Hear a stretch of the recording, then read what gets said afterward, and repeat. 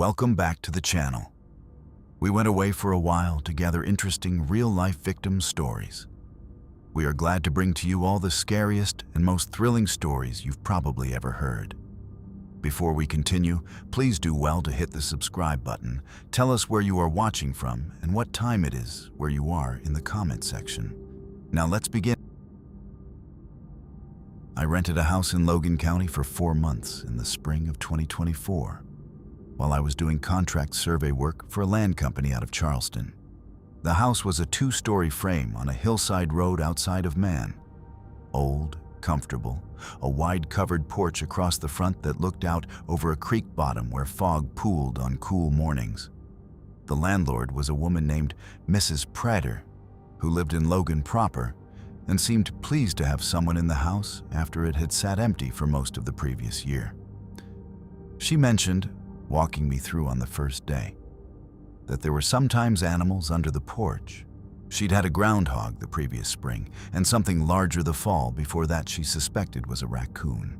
She said if I heard scratching or movement under the floorboards to just ignore it. They always moved on eventually. I heard it for the first time on my 3rd night. A slow movement beneath the porch. The sound of something shifting its weight on the ground under the boards. Low and deliberate. I told myself raccoon. I went back to sleep. By the 2nd week, I had established that whatever was under the porch was not an animal. The sounds came every night between midnight and 3, always slow and measured, never the quick skittering of claws. More like the careful repositioning of something that was trying not to make noise and not entirely succeeding.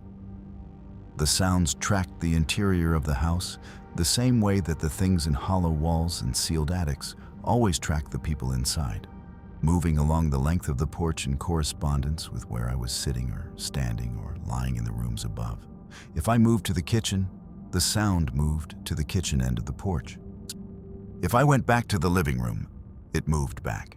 After 3 weeks of this, I got down on my knees on the porch and shone a flashlight through the gap between the boards and the lattice skirting at the base. The crawl space under the porch was about 2 feet deep, dirt floor, the underside of the decking above. My flashlight swept the space in sections.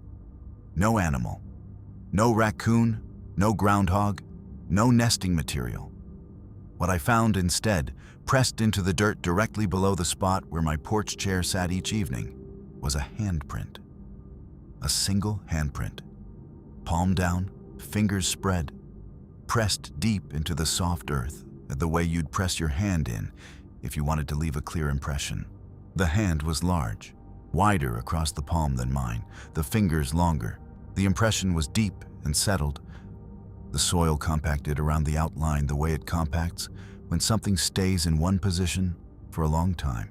There was only one handprint beneath my chair, beneath where I sat every evening and watched the fog over the creek bottom. One hand, palm down, pressing into the dirt in the confined dark space below me with the slow patience of something that had nowhere better to be. I called Mrs. Prater that same day. She was quiet for a moment when I described it. Then she said the tenant before me, a man who'd lasted about 2 months, had complained about noises under the porch, and the tenant before him had nailed the lattice skirting shut, and she hadn't known why until now. I asked her when the porch had last been used regularly before it started sitting empty. She said her late husband had sat on that porch every evening for 30 years. She said he died in his chair out there. She said she'd thought about removing the chair, but couldn't bring herself to do it. I moved the chair inside that evening, pulled it off the porch entirely, and put it in the living room. The sound stopped that night and didn't come back. I've thought about that since, about what it means that the sounds only track the chair, not me specifically, the chair, the specific position, the specific spot where a man had sat every evening for 30 years and then one evening hadn't gotten up. And about what was pressed into the dirt below it, one hand flat against the earth, directly below the place where he used to sit, as if reaching up through the ground toward a warmth that had been there a long time and then, one evening, simply wasn't. I stayed at my uncle's house in McDowell County for 6 weeks in the winter of 2024. while he recovered from a knee replacement in a rehab facility in Bluefield. The house was a 3-bedroom frame structure on a hollow road outside of Welch. Old, solid, dark inside, even in full daylight, because the trees had grown so close to the windows over the decades that they blocked most of the light. My uncle had lived there alone since my aunt passed in 2019. He was tidy in the way that solitary men sometimes are, everything in its place, nothing wasted. The house was clean and orderly, and slightly too quiet in a way I attributed to his personality. He told me one thing before I left him at the rehab facility. In the back bedroom, the one he used for storage, there was a mirror leaning against the wall. Tall, dark framed, an old piece he'd found in the house when he bought it. He said he kept a sheet over it, and would I please leave the sheet on? I said sure. I didn't ask why. Most of the back bedroom stayed closed. I had no reason to go in there, and I didn't for the first 10 days. Then one morning, I noticed the door was open about 6 inches. I closed it. The next morning, it was open again. I started closing it every night before bed, and every morning it was open the same 6 inches. I assumed the latch was failing. Old houses settle and doors loosen, and I didn't think much of it until the 11th night when I woke up, and the back bedroom door was open wide, and the hallway outside my room was filled with a quality of light that was wrong. Not bright. Not a light from a lamp or a phone. A reflected light. The faint, silvery quality of light, bouncing off a mirror surface, coming from the open back bedroom and into the hallway and under my door. I got up. I stood in the hallway. The back bedroom door was open all the way, and the sheet that had been covering the mirror was on the floor in a pile, and the mirror was uncovered and facing the doorway directly. And in the mirror, I could see the reflection of the hallway behind me. I could also see something else. In the reflection, just at the edge of the frame, where the hallway met the shadow of the bedroom doorway, there was a shape, not large, not dramatic. Just a density that hadn't been there when I'd looked with my own eyes. A slight thickening of the dark in the reflected hallway that was absent from the actual hallway where I stood. It was only visible in the mirror, not in the room itself. I backed away, and I didn't look into the mirror again. I pulled the door shut, picked up the sheet and slid it under the door, hoping it would be enough of a barrier. And in the morning, the door was open again. 6 inches, the sheet back on the floor. I replaced the sheet over the mirror every day for the rest of my stay. By morning, it was always on the floor. Every morning, the door was open. And twice more, I woke to that reflected light in the hallway. And both times, I kept my eyes away from the mirror because I understood something without being able to explain it. Whatever was visible in the mirror was not visible in the room. It existed only in the reflection. It could only be seen by looking into the glass. And I had a deep, animal certainty that seeing it, really looking at it directly, giving it my full attention, was exactly what it wanted. That the mirror wasn't showing me something. The mirror was a way in. And looking into it was an invitation I had no intention of accepting. And when my uncle came home, I told him the sheet kept falling off and asked why he'd wanted it covered. He looked at the floor for a while. Then he said his wife had used that mirror every morning for 30 years. He said after she died, he'd started seeing things in it at night, not her. He was clear about that, not anything he recognized, just a shape in the reflection of the room that wasn't in the room itself. He said he'd covered it because he didn't know what it was, and he didn't want to find out. I asked him why he kept the mirror instead of getting rid of it. He said, because it was hers, and I'm not ready to let go of anything that was hers. Even the things that come with it. My cousin Thea asked me to watch her place in Breathitt County for 3 weeks in October of 2024, while she took her mother to a specialist in Lexington. The house was a 2-bedroom clapboard on a dead-end road outside of Jackson, set back from the gravel on a lot that backed up to a wooded ridge. Thea had lived there alone for 6 years. She was practical and unshakable, and she gave me a single instruction before she left. Don't open the root cellar door on the side of the house, she said. The latch is broken, and once it's open, it doesn't shut right. I said fine and didn't think about it again. The house was easy to manage. I worked remotely during the days, walked the property in the evenings, slept well in the guest room. The ridge behind the house was dense with hickory and oak, and at night the only sounds were the creek below and the wind moving through the trees above. I settled in quickly. By the third day, it felt like mine. On the fifth night, I woke up at 2:10. No sound had pulled me out, just the abrupt, full alert wakefulness that means something has already happened and your body registered it before your mind did. I lay still and listened. The house was quiet. And then, from the side of the house, I heard the root cellar door, and it was open. I could tell by the sound, a slow rhythmic creak, the door swinging gently on its hinges in a wind that wasn't strong enough to move anything else. Open and swinging. I told myself the latch had finally given out on its own. Old hardware, cold nights, it was bound to happen. I pulled on boots and went outside with a flashlight to prop it shut. The door was open about 2 feet. The darkness inside was absolute, the kind that flashlight beams seem to get lost in rather than penetrate. I shone the light down the short earthen steps. Dirt floor, stone walls, old wooden shelving along one side holding mason jars and a few rusted cans.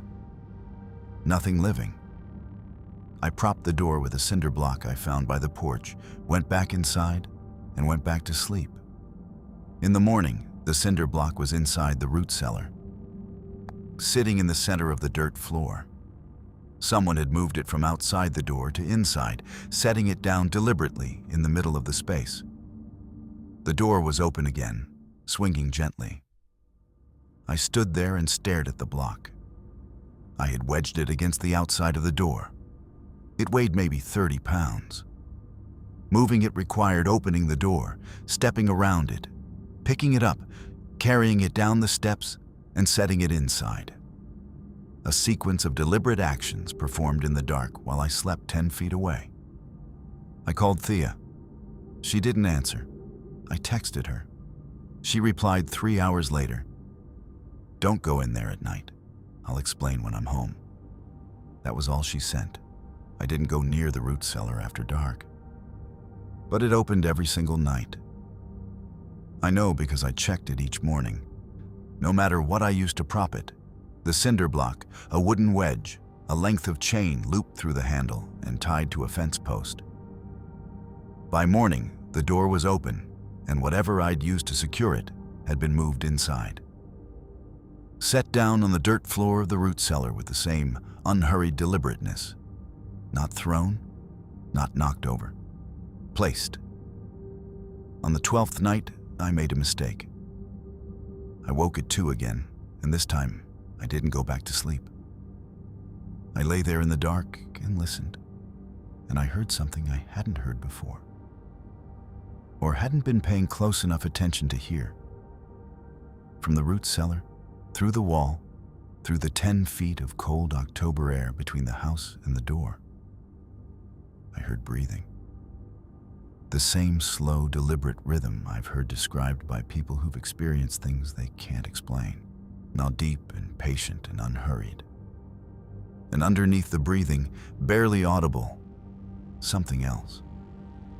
A low sound that I want to say was humming, but wasn't quite that. More like the sound a person makes when they're content, when they're settled somewhere familiar, when they're home. I left the next morning. I told Thea the guest room had a leak and I'd had to go. When she came back, I asked her directly about the root cellar. She was quiet for a long time. Then she said the previous owner, an old man who had lived in the house for 40 years, had died down there, found on the floor of the root cellar in the summer. Nobody knew how long he'd been there. She said she'd never used the root cellar since she bought the house, never opened the door, and she'd asked me not to either, because the few times she'd accidentally left it open, she'd heard sounds from inside at night that she'd decided were easier to ignore than to address. I asked her if she was afraid to keep living there. She said she'd gotten used to it.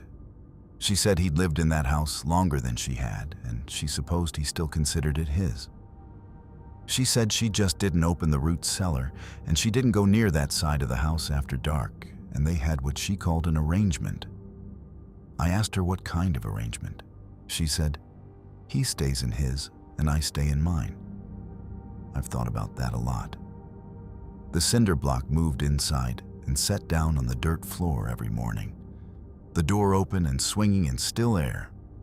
The humming from the dark below the ground beside a house where a woman sleeps 10 feet away and calls it an arrangement.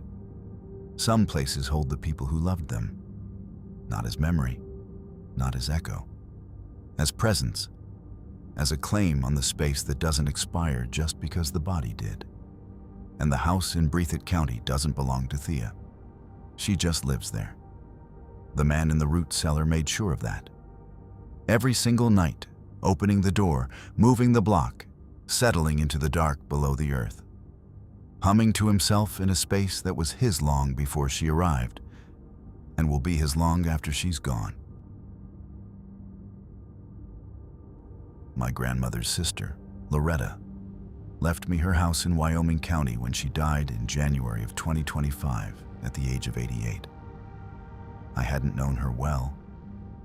She was reclusive in the particular way that very old mountain women who've outlived everyone they loved tend to be reclusive. But she'd had no one else, and the house came to me, and I needed somewhere to land, and so I moved in. The house was a 2-story frame outside of Pineville. Small rooms, low ceilings, wallpaper in every room that had yellowed at the edges, hardwood floors that were smooth and dark with decades of use. Loretta had lived on the first floor only for the last 10 or 15 years of her life. Her daughter mentioned this when I cleaned out the house. Ning said Loretta's knees had stopped letting her manage the stairs sometime around 2010, and she'd simply moved her life downstairs and closed the upstairs off. I opened the upstairs on my second day. 2 bedrooms, a narrow bathroom, a storage room at the end of the hall. Dusty but structurally fine. I claimed the larger bedroom as my own, brought my things up, and settled in. That night, I heard footsteps. Not ambiguous creaking, not the settling of old wood. Footsteps, the distinct, rhythmic, weight-bearing sound of a person walking on hardwood floors, coming from the second floor. From the hallway above the first floor living room where I was sitting, back and forth.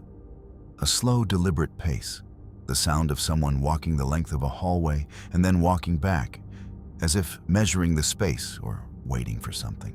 And I sat very still and listened. The footsteps continued for about 20 minutes and then stopped. I went upstairs. The hallway was empty, the floors undisturbed. No dust shifted, no sign of anything. They came back the next night. Same time, around 10 in the evening. Same slow back and forth in the upstairs hallway. I went up twice while they were happening and found nothing both times. By the end of the first week, I had established the pattern. The footsteps started around 10 each night and continued for between 20 minutes and an hour. They were confined entirely to the hallway, never entering either bedroom, never approaching the stairs. Just that slow back and forth, the hall's full length, over and over. I called Loretta's daughter and asked if anything had happened in the house. She was quiet for a moment, and then she said Loretta's husband, a man named Burl, who died in 1987, had paced the upstairs hallway every night before bed for as long as she could remember. Said it was his habit, his way of winding down. She said she'd grown up falling asleep to the sound of it. I asked her if she knew the footsteps were still happening. She said, "I figured they might be. Mama always said the upstairs wasn't really empty." She said Burl never quite left. That's part of why she stopped going up. I sleep upstairs now, in the room that was theirs. And every night around 10, I hear him start his walk. The slow, steady back and forth in the hallway just outside my door. The sound of a man who did this same thing in this same place for decades, and for whom the habit apparently requires nobody to continue. I don't open the door when it happens. I've thought about it, about what I'd see or wouldn't see if I opened the door and looked down the hallway at 10 o'clock at night while the footsteps were going.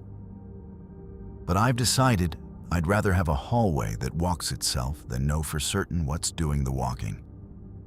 So I lie in the dark and listen to Burl pace, and I wait for him to finish. And then the house goes quiet, and we both go to sleep.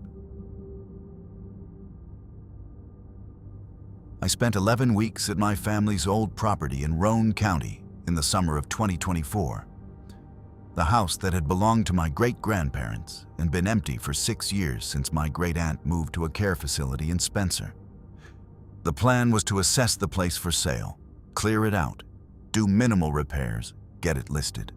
And the house was a simple 2-bedroom farmhouse on 20 acres of mixed pasture and timber, set at the end of a long lane off a county road with no neighbors visible from the porch in any direction. There was a well in the backyard. Old hand-dug stone well, probably predating the house, covered with a wooden cap that had warped and no longer sat flush. The real estate agent who'd evaluated the property said it hadn't been in use since the 60s, when the house was connected to a drilled well and pressure system. I noted it as a hazard to be addressed and went about the work of clearing rooms and calling contractors. On my 6th night, I woke up at 3 in the morning to a sound I couldn't immediately place. I lay in the dark and listened, and it resolved slowly. A voice, coming from the direction of the backyard, low and indistinct, and the specific quality of a voice carrying across open ground from a distance, too faint to make out words, but clearly human in its rhythm and cadence. I went to the back window and looked out. The backyard was empty in the moonlight. The pasture beyond was still. The voice continued, drifting and faint, seeming to come from everywhere and nowhere. I stood at the window for 10 minutes, and then it stopped. The next night, the same thing, the same low voice at the same hour, drifting across the backyard in the dark. On the 3rd night, I went outside. The voice was coming from the well. I stood 3 feet from it, and the sound rose from the gap between the warped cap and the stone collar, thin and hollow and echoing slightly the way sounds echo in enclosed vertical spaces. A voice rising from underground, from the dark column of stone and earth below the cap, speaking in a low, continuous murmur, the words flattened by the stone walls of the shaft until they were just sound and rhythm, and the unmistakable sense of a person down there in the dark saying something they needed very much to say. I pulled the cap back. The sound stopped immediately, as if a switch had been thrown. I shone my flashlight down the shaft. The beam went maybe 20 feet before the dark swallowed it. Water at the bottom, still in black. No person, no animal. Nothing but stone walls going down. I replaced the cap. Within 30 seconds, the voice resumed. I went inside and didn't touch the well again that night. I asked my mother about the well the next day. She was quiet for a long time, and then she told me that her grandmother, my great-great-grandmother, had lost a child to that well. A boy, 4 years old, who had fallen in sometime in the 1930s, drowned before anyone could get to him. She said her grandmother had never recovered from it. Said she'd spent the rest of her life in that house, listening for sounds from the backyard that she could never quite convince herself she wasn't hearing. I covered the well with a sheet of plywood weighted down with cinder blocks, and I didn't go near it again for the rest of my stay. The voice continued. Every night at 3, muffled now beneath the plywood and the weight, but persistent. The property sold in the fall. I didn't disclose the well, only that it was decommissioned, which it was.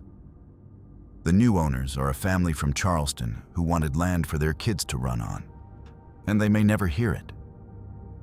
The voice is faint and you have to be close, and the house is 40 feet from the well, and maybe they sleep soundly. But I think about the boy at the bottom of that stone shaft, in the dark and the cold water, calling up through 90 years of silence toward the warped wooden cap and the backyard of a house where someone is always, eventually, awake at 3 in the morning and close enough to hear, waiting for someone to pull back the cover and look down and say, "I hear you. I'm here. I didn't say it." I put the plywood down and walked away. And I've wondered ever since if that was the right thing to do or the easiest thing, and whether those are the same.